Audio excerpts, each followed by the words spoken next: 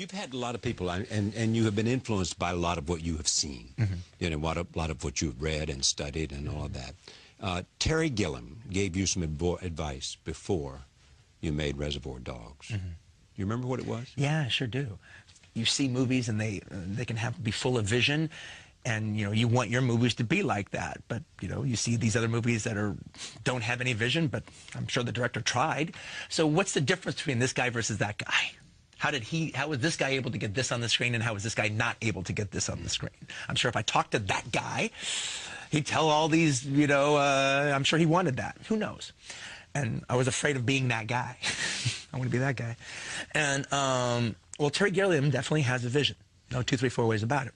So we were at Sundance, and it was like a lunch going on at the picnic tables there, and everyone else FO'd. And it was just me and him talking, which was a thrill. And I go, look, you know, you have a very specific vision in your movies, and it's right there on the screen. How do you do that? How do you get that vision that's in your head? How do you get it on the screen?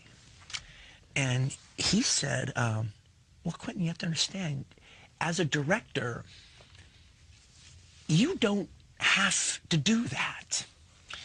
Your job is to hire talented people who can do that. You hire a cinematographer who can get the kind of quality that you want. You don't have to be able to know how to take the lights and move them around to create an effect. You hire a talented costume designer who can give the colors that you need and the flamboyance or not that you want. You hire a production designer who can do that. Your job is explaining your vision. Your job is articulating to them what you want on the screen. And then all of a sudden, the whole mystical, shamanistic thing that I thought directing was just went boop.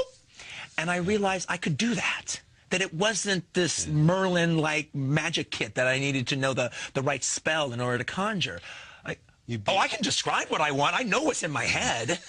That's the easiest part. I'm good at describing. Is there a series of movies that you want to make? I mean, I've tried to look at sort of what you've done and say, where is he going? I'm actually kind of getting excited by just that little sentence, or your little wrap-up that you just did there, was the fact that, what's he going to do next? Yeah. I think in particular, in the case of like finishing Inglourious Basterds, and in particular the case of finishing this, who knows what I'm going to do next, but it's actually kind of an exciting question. Because there is this, you know, Bastards, boom, that was that. Yeah. And now this is this. And it does seem like, okay, there's a box checked, not in some going down a box, but just it's okay, that's his Western statement. That's his statement on slavery. Right. What's going to be his next genre? What's going to be his next statement? What's going to be the next story that intrigues him to spend 1.5 years of his life doing? But you have no idea what it is. Right now, I'm not really sure. How will you find it? I have to say, I usually find it through other writing. I've been doing. Your writing for something will lead you to thinking, I want to go here. Yeah, well, I really like doing film writing, and I haven't published any of it yet, but I really like doing film writing. Or these are essays on film, not criticism. Yeah, it's like, well, it's kind of criticism / essays, usually about dead directors, so I don't get in trouble, and have to be sheepish if somebody at a party because I wrote bad stuff about them. All right,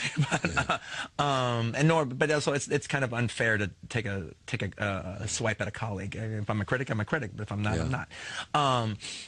But I love that type of writing because I love just being this student of cinema all the time and dealing with it and constantly putting my aesthetics, what I consider good work versus bad work, constantly under a microscope and then being forced to describe it.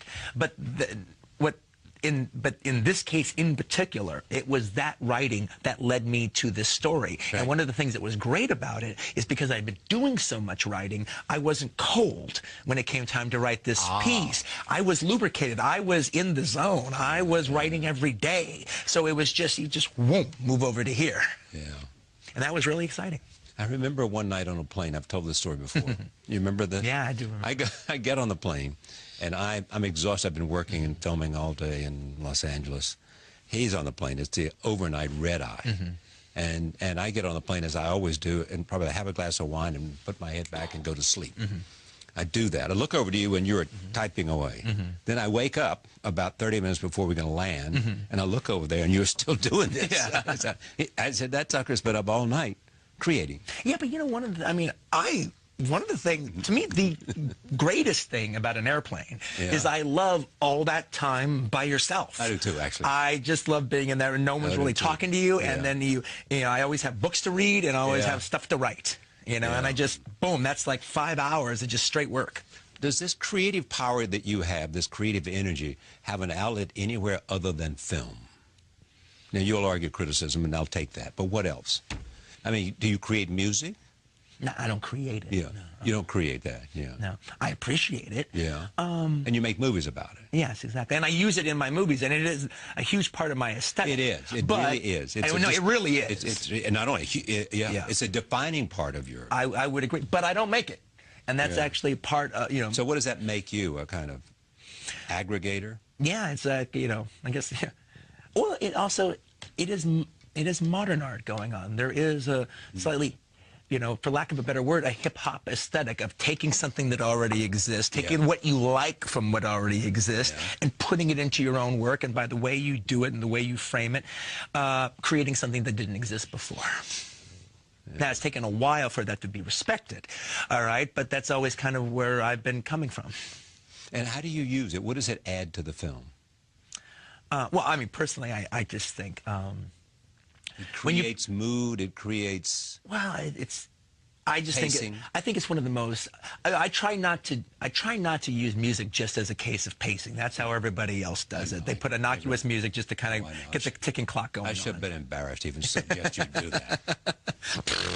You know, but I think the reason that my music works so good is I don't just blanket it in there. When it is in there, it's there for a real purpose. But I actually think the right use of movie image and connected with the right music is usually the most cinematic moments in the history of cinema, especially now that we've gotten to the point where we can actually cut to music. And you know, those are the cinematic moments. Those are the moments that I'm waiting for as the clock's ticking down as I'm watching the movie. So is it joy for you putting the movie together in the editing room? Is that what you like most, rather than filming the scenes and making, you know, putting it in? I know it's all great. I mean, look, admittedly, editing is far less hysterical.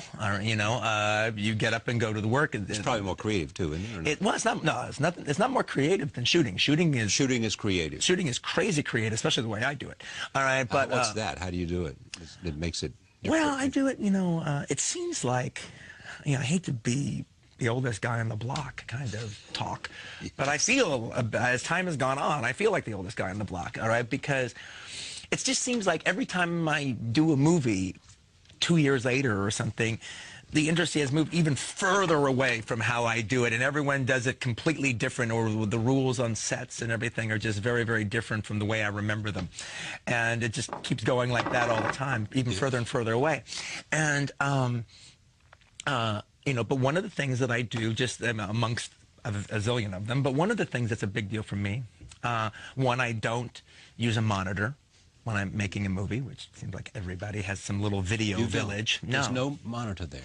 No monitor. I mean, there might be a little hand monitor so I can keep track of something I'm holding in my hand, you know. But it's something like this, so I'm watching the scene and just take a glance if I want to. So it goes right to your mind's eye. Yeah, exactly. I'm just trying to check the framing or something. But the whole deal, though, is that's not how you do it. What you do is I didn't conjure all this up, so I would be in another room watching television as my actors are out there doing their scene.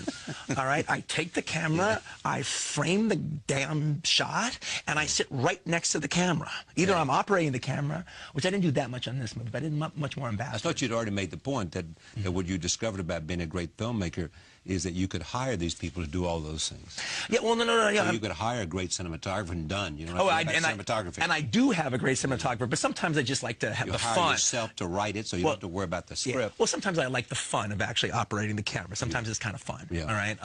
Soderbergh used to do that too. Yeah, oh no, he does it all the time. That's his thing. But I like actually, you know, more. It's like the camera's here, the actors are right here, and I'm right here. I'm right next to the camera, and I'm watching the scene. I can actually even talk to the actors during the scene. I'm saying I do that all the time, but maybe I come up with a line. I throw the line at them, say that. Or maybe I'm their inner voice. Maybe I'm their conscience. As they're talking about, you know, if somebody says something, he looks at them, and I go, what does that mean? What the hell does that mean? Yeah. All right? Or he's lying. Don't let him get away with that. Or whatever. I'm not saying that I do that all the time, but if I feel like it, it just comes out and I do it. But also what's important to me, and this is something that has changed a lot as time has gone on, it's standard now on most movies and all television shows to, at the very least, have 2 cameras operating at all times. If not 3, if not 4, if not 5, if not 6. If not more. But at the very least 2.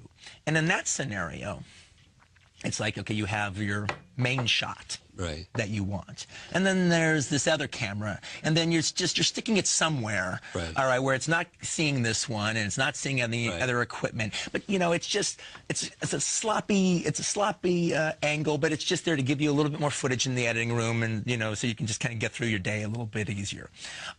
Obviously, but now you have to kind of split the lighting as opposed to just for your shot. I don't want that. I have 1 camera on the set, and the only shot we're shooting is the shot I'm framing. I frame the shot. And Bob Richardson lights the shot for that frame, and that's it.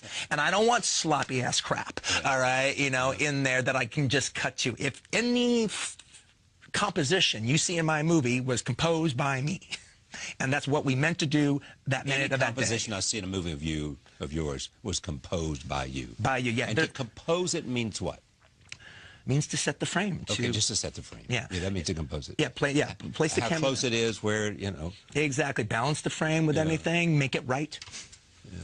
Some might suggest, and this is a question, if you could have been Leonardo DiCaprio and have his acting career, would you prefer that than the directing career of Quentin Tarantino? No way. You know that people don't believe you. Okay, well, look, they believe you really want to be an actor. I did a long time ago.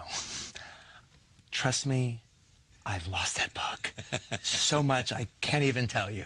I can't even tell you how much I lost that bug. I had the bug. I got bit. Yeah. It's gone. It's gone. Now, you got bit after you made your first film, or before? Well, no, I always wanted to be an actor when I was earlier on and everything, but I got kind of,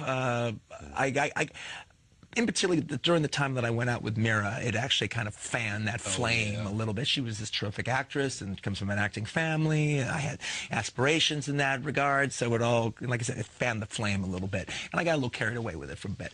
But after I did Kill Bill, all that went away. Because if I've been offered a lot of things in the last 10 years, and I always turned them down. But you do 2 cameos in this film. Yeah, I do one because it was just easy to do. The other one I did it basically because we kept moving the scene further back, and we kept losing actors because it was a scene that we're going to get around to. If I put myself in there and I have to cut it down to nothing, I have no problems with that. All right, if I have Sam Worthington waiting around for 6 months, I'm going to feel bad if I cut a scene down to nothing. All right, but I can cut me, no worries. But the thing about it, though, is movies are hard. And if I'm going to be on a set, I want it to be my set. I don't want to be making somebody's dumb movie as an actor. I don't want to have to learn the lines. I don't want to have to sit in the makeup chair. I don't want people faxing schedules to me. I don't care about your dumb movie. I care about my dumb movie. Yes.